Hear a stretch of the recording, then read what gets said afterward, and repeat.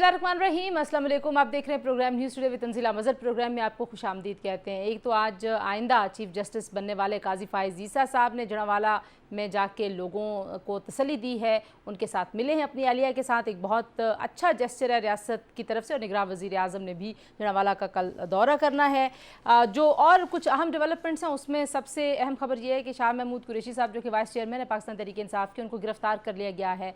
Cipher के मामले में तहकीक के लिए उनको FIA ने बुलाया हुआ था, जहाँ पर वो नहीं गए और उनको अपनी जो रिहाइश गाह है आज उनको वहाँ से हिरासत में ले लिया गया और उसके बाद FIA हेडक्वार्टर्स में उनको पहुँचा दिया गया है। इसके अलावा सदर मुमलिकत ने ऑफिशियल सीक्रेट और आर्मी एक्ट तरमीमी बिल पर दस्तखत कर दिए हैं और ये दोनों जो मामलात हैं ये कानून बन गए हैं। पाकिस्तान की सियासत में जो बड़ी हलचल है वो इंतखाबात के निकात के हवाले से है। 90 रोज़ में होंगे या नहीं होंगे।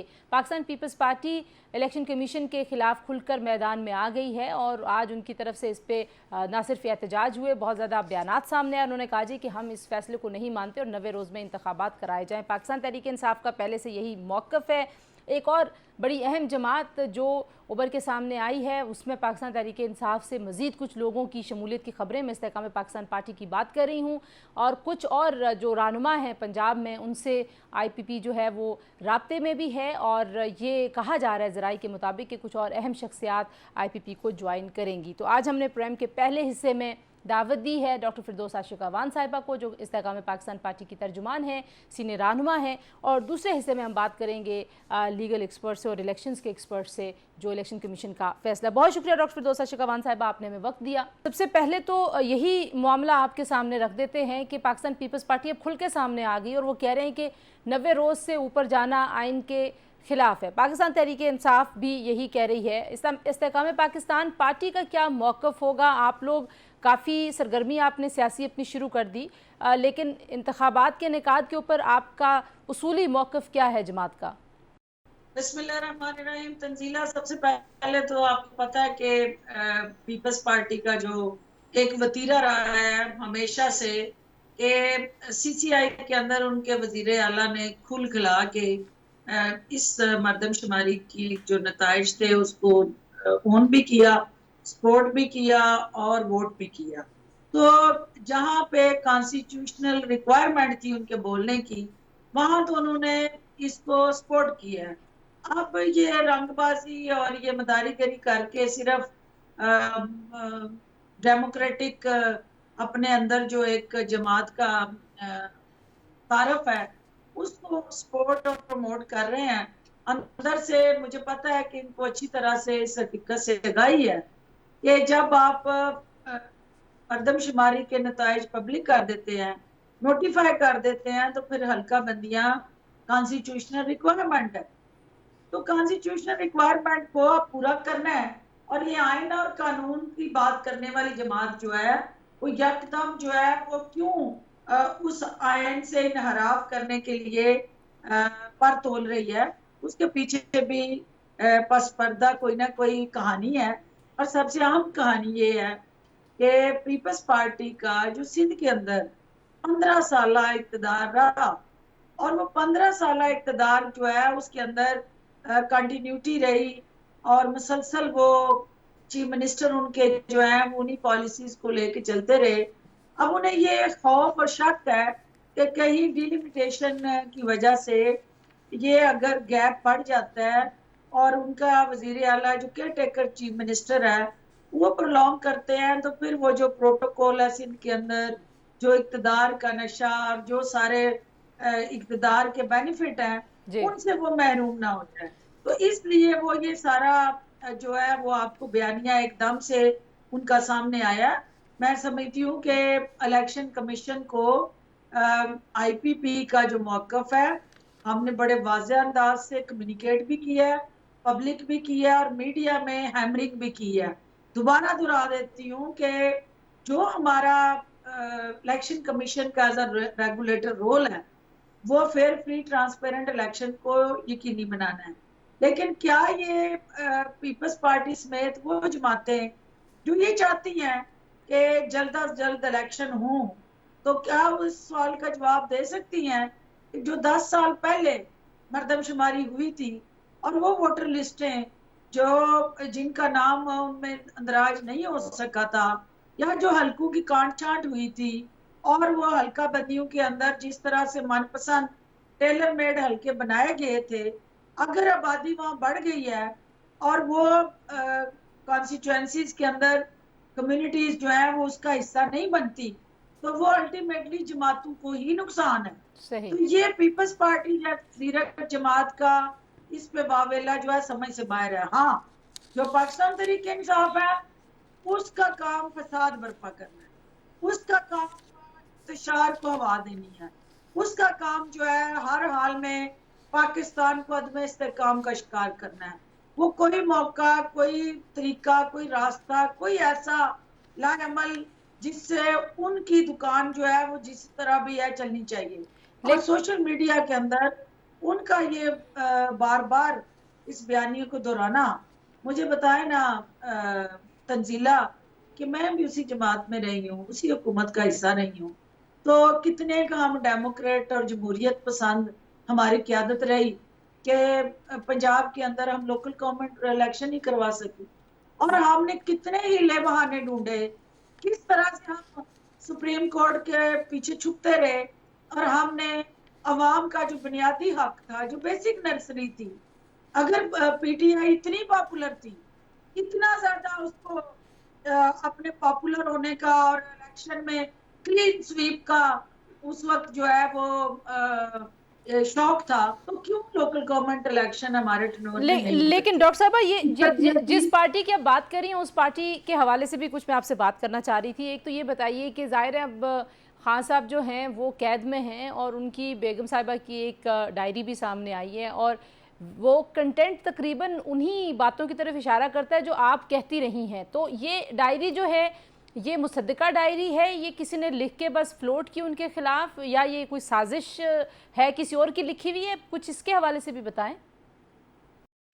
तंजीला, ये बड़ा इंटरेस्टिंग सवाल है आपका, लेकिन बात तो सच है मगर बात है रसवाई की।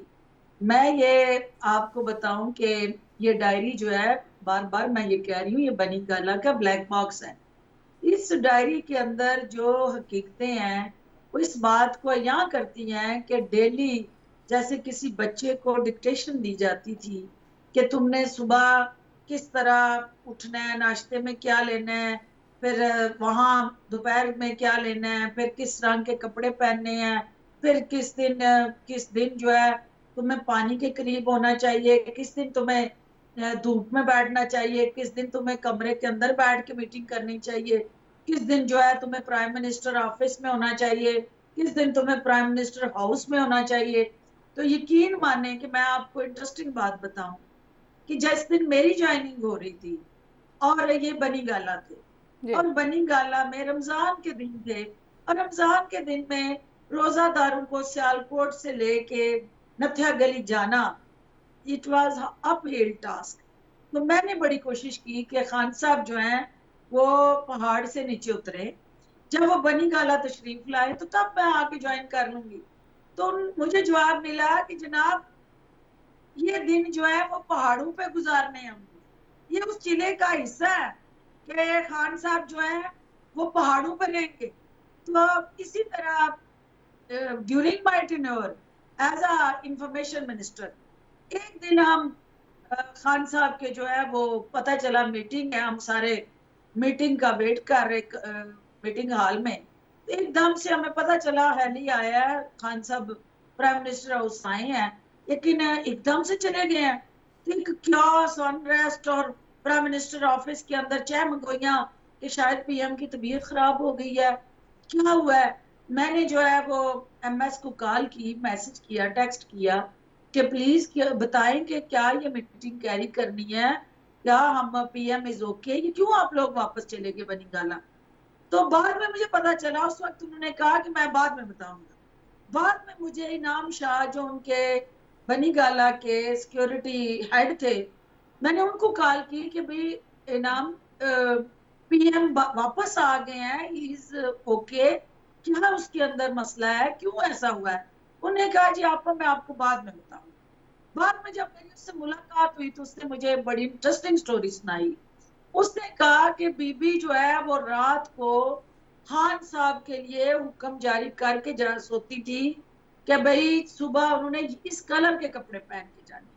तो खान साहब जल्दी से उठे हैं, अपने जो कपड़े थे वो पहने हैं और निकल गए हैं। बीबी जब उठी हैं, उनकी लेट वो उठती थी, तो उन्होंने पूछा कि वो कपड़े तो इधर हैं, तो वो कौन से कलर के कपड़े पहने हैं? तो उन्होंने बताया कि जनाब वो फलां कलर के कपड़े पहने हैं। तो उन्होंने उसी वक्त फोन किया, एमएस को फोन किया और मेरे प्यारे लीडर को कहा कि आप वापस आए, ये नहूसत है, आज आपने इस कलर के कपड़े पहने तो आपका आज सारा दिन जो है कोई कामयाबी आपको नहीं मिलेगी। डॉक्टर साहब यहाँ पर हम एक ब्रेक लेंगे। आप देख रहे हैं जी डॉक्टर फिरदौस आशिकवान साहब हमारे साथ मौजूद हैं। ब्रेक के बाद वापस आते हैं, स्टे ट्यून्ड।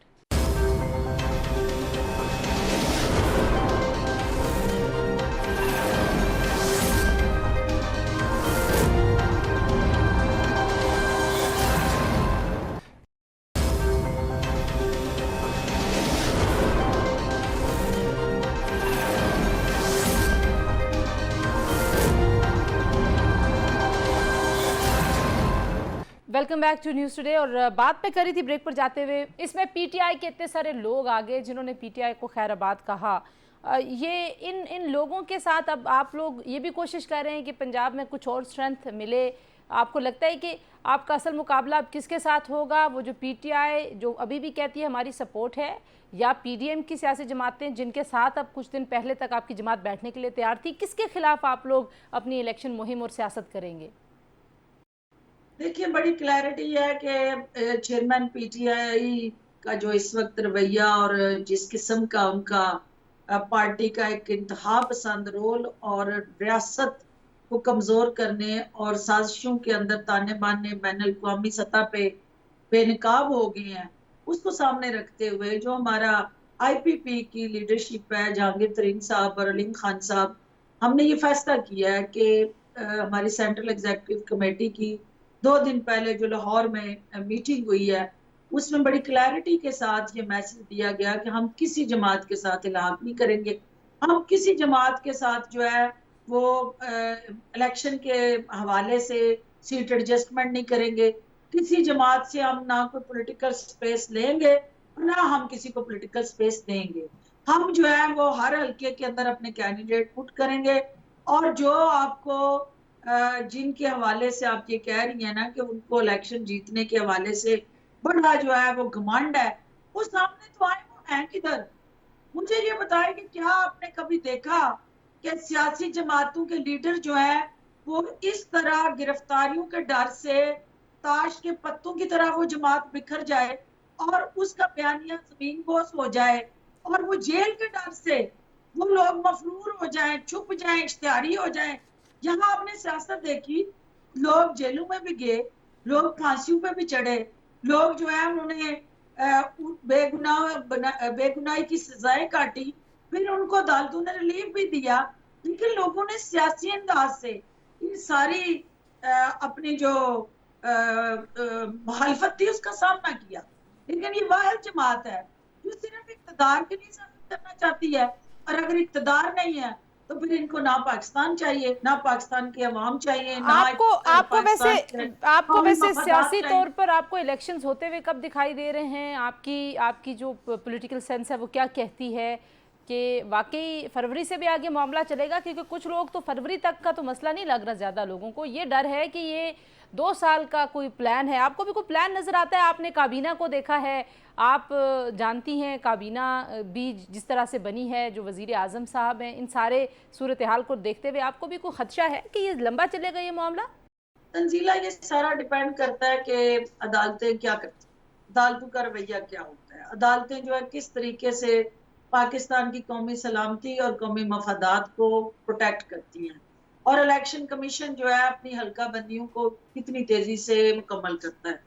ये दोनों बड़े इंपॉर्टेंट रोल है दोनों अदारों के, अदलिया और इलेक्शन कमीशन के, ये साइड बाय साइड चलेंगे।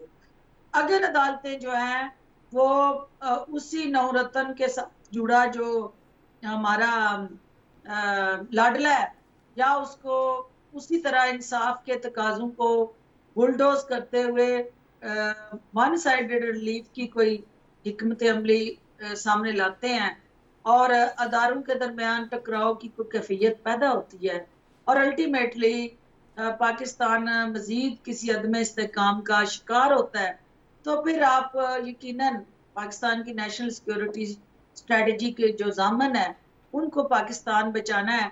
और पाकिस्तान को बचाने के लिए किसी भी शरपसंद कार्रवाई, शरपसंद अनासर या शरपसंद अफराद जो है उनको कैफरे इक़्तिदार तक पहुंचाना उनकी अव्वलीन तरजीह और जिम्मेदारी होगी। सही। आप मुझे बताएं कि किस तरह मुमकिन है कि पाकिस्तान के नक्शे के साथ जो लोग खिलवाड़ करते रहे, आप सोशल मीडिया में देख रही होंगी कि किस तरह से एक अफगानिस्तान के साथ जुड़ा पाकिस्तान को कमजोर करने का बैनुल अक़वामी सतह पे पाकिस्तान मुखालफिन का जो एजेंडा है कैसे बेनकाब हुआ।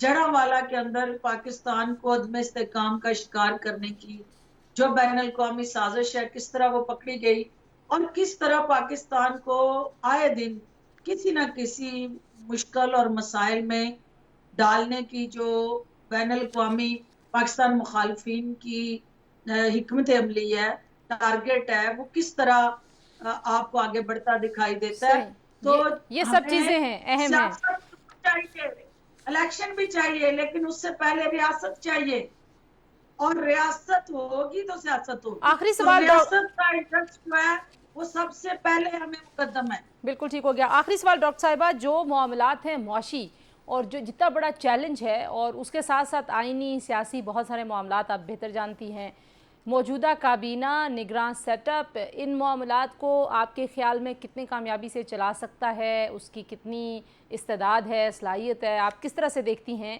और काबीना के जो मेंबर्स हैं उसके हवाले से भी बताइए कि काबीना को देखते हुए आप को जब सामने आई काबीना तो क्या रिएक्शन था आपका कि ये कैसी काबीना है, ये परफॉर्म कर पाएगी कि नहीं कर पाएगी? देखिए, सबसे पहली बात तो ये है कि कैबिनेट जो है उसको अपने आप को ए पॉलिटिकल रखना है और उसी मिथ के तहत जो है ये चेहरे जो है लाए गए हैं। आल दो के इनके ताने बाने कहीं ना कहीं मुख्तलिफ सियासी जमातों के साथ रहे हैं और ये उनके टैक्टिकल्स कहलाते रहे हैं। अब इन्होंने अपने अमल से, अपनी परफॉर्मेंस से, अपने कंडक्ट से और अपने ओवरऑल सर्विस डिलीवरी और पब्लिक इंटरेस्ट और नेशनल इंटरेस्ट को प्रोटेक्ट करके लोगों को ये मैसेज देना है कि हम डूअर हैं, क्योंकि कहने से नहीं होगा, करने से होगा। और ये आने वाला वक्त जो है वो इन सवालात का जवाब देगा। मैं I wish them good luck और मैं ये समझती हूँ कि पाकिस्तान इस वक्त जिस नए से गुजर रहा है उसको मुखालफत नहीं सपोर्ट की ज़रूरत है और हमें तनकीद की बजाय इनकी हौसला अफजाई करनी चाहिए और जो मेरे हिस्से का रोल है उसको अदा करने के लिए इनको सहूलतकारी मिलनी चाहिए और पाकिस्तान के लिए आगे बढ़ने के लिए जो रास्ते के कांटे हैं उनको हम सब ने मिलकर उठाना है, कतई नजर इसके कि कौन कैबिनेट में और कौन कैबिनेट से बाहर। बहुत शुक्रिया डॉक्टर फिरदौस अशरकवान साहिबा की गुफ्तगू आपने सुनी जी। ब्रेक लेते हैं, ब्रेक के बाद जब वापस आएंगे तो बात करेंगे इलेक्शंस के इनेकाद के हवाले से आईनी और कानूनी सूरत हाल क्या बनी हुई है। Stay tuned.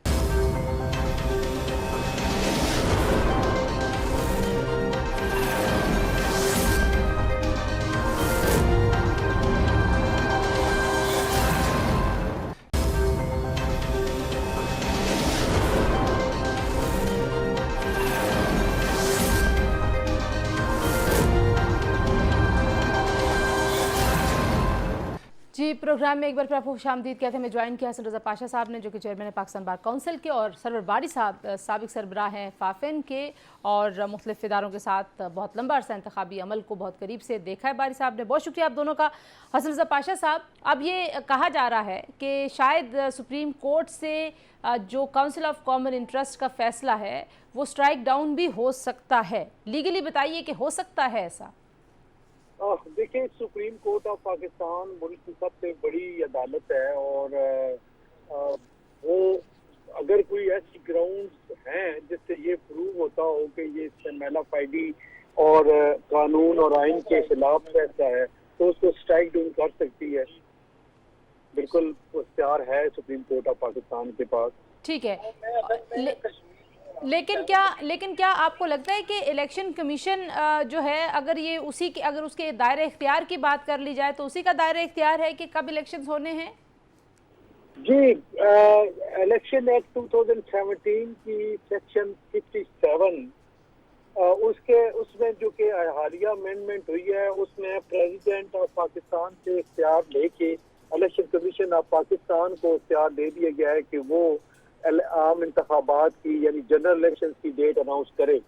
लेकिन आइन में आर्टिकल 48 है जिसमें ये है कि सदर मुमलिकत जो है वो इलेक्शन का तारीख का ऐलान कर सकते हैं।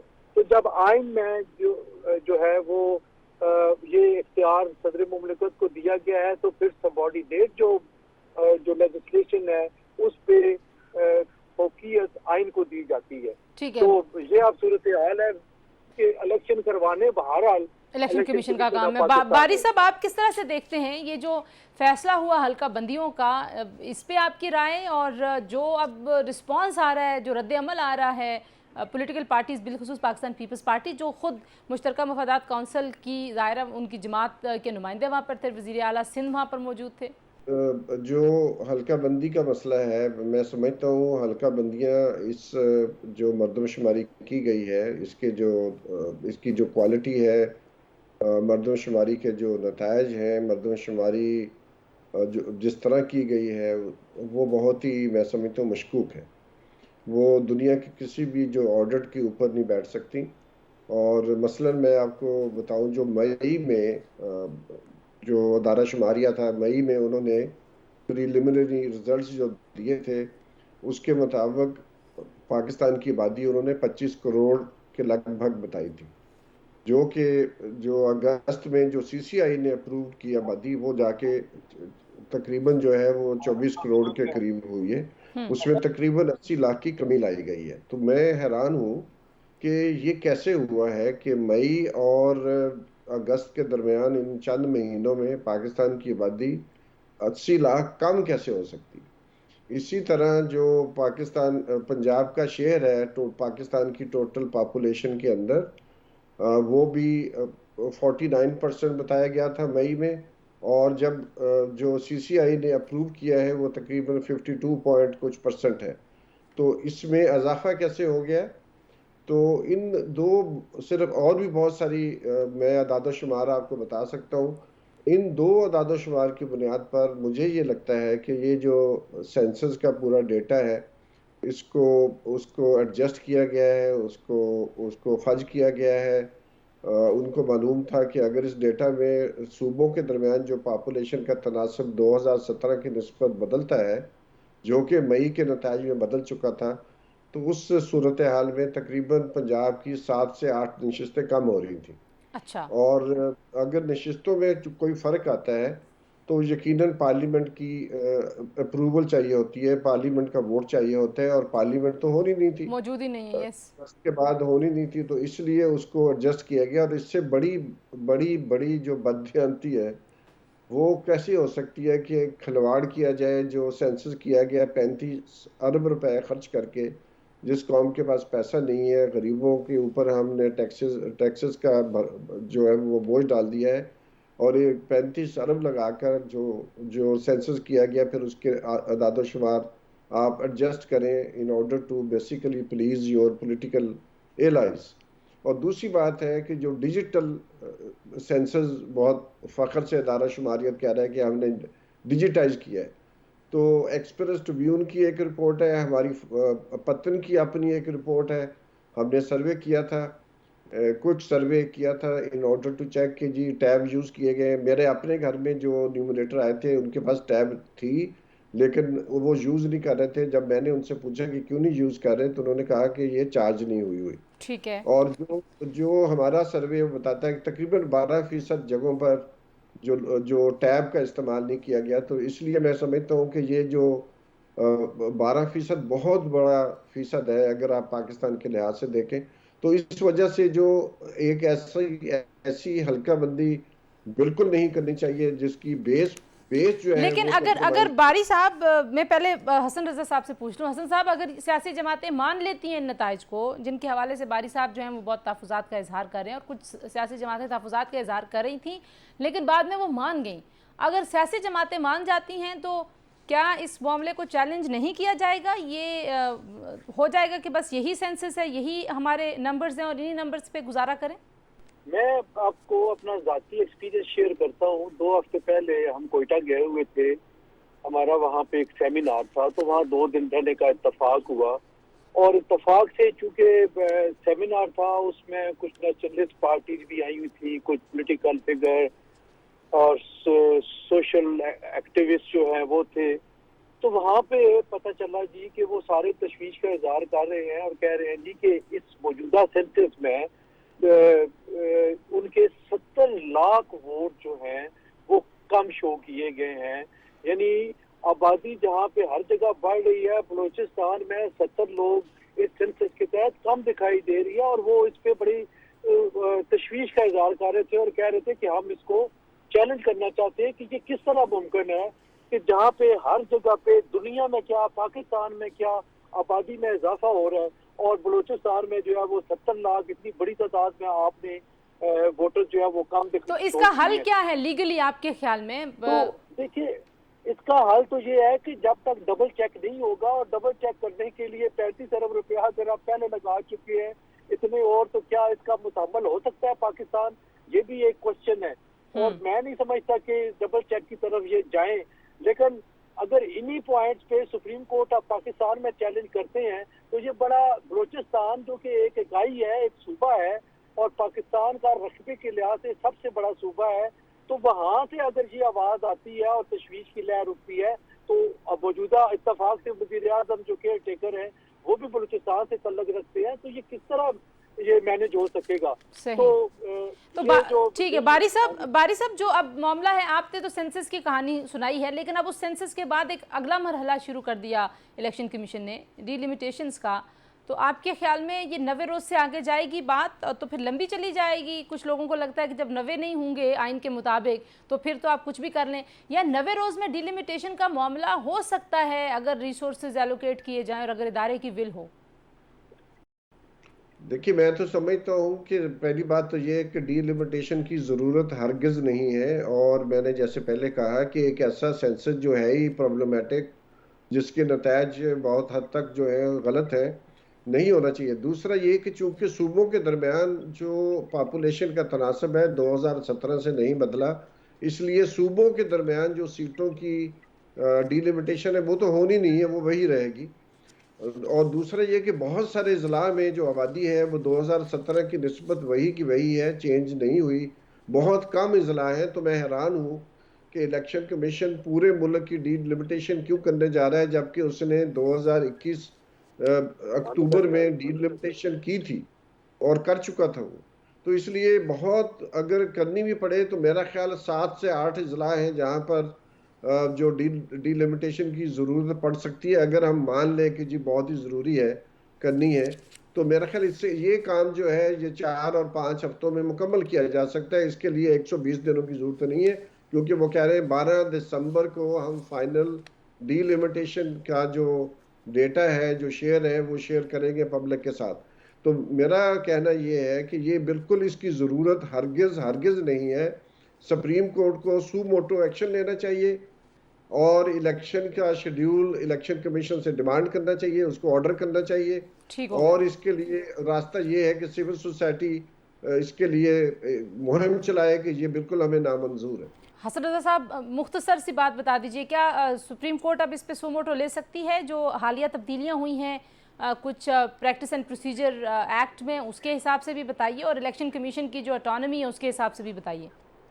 देखिए सुओ मोटो के हवाले से तो हमारी बड़ी तशवीश है, क्योंकि अगर आप सुओ मोटो ले लेते हैं तो आप मुतसरा फरीक से 3 जो मुख्तलिफ फोरम्स हैं उनमें अब जाने का आप हक छीन लेते हैं। तो इस तरह से फिर अपील भी प्रोवाइडेड नहीं है। हालांकि supreme court practice and procedure act में बाकायदा एक डेलिब्रेशन की गई, मीनिंगफुल कंसल्टेशन बार कौंसिल के साथ की गई, उस वक्त के जो वजीर कानून थे उन्होंने की, और फिर वो कानून लेकर आए, लेकिन उसको भी स्टे कर दिया गया। मैं समझता हूँ कि लॉयर्स जो फ्रेटर्निटी है, लॉयर्स तंजीमें हैं, बार काउंसिल और बार एसोसिएशन, 2 डिकेड से उनका मुतालबा चला आ रहा था कि 184(3) में हमें अपील का हक दिया जाए, क्योंकि इससे ऊपर खुदा की अदालत है। तो मुतासरा फरीक जो है उसके पास कोई फोरम नहीं रहता जहाँ जाके वो बिल्कुल ठीक है, सही है। आप कह रहे हैं कि अगर अपील का हक हो जाए तो फिर तो जाहिर है वो एक है। हाँ। बहुत शुक्रिया जी, आपने गुफ्तगू सुनी मेहमानों की। आज के लिए इतना, इंशाल्लाह कल आपसे दोबारा मुलाकात। अल्लाह हाफिज़।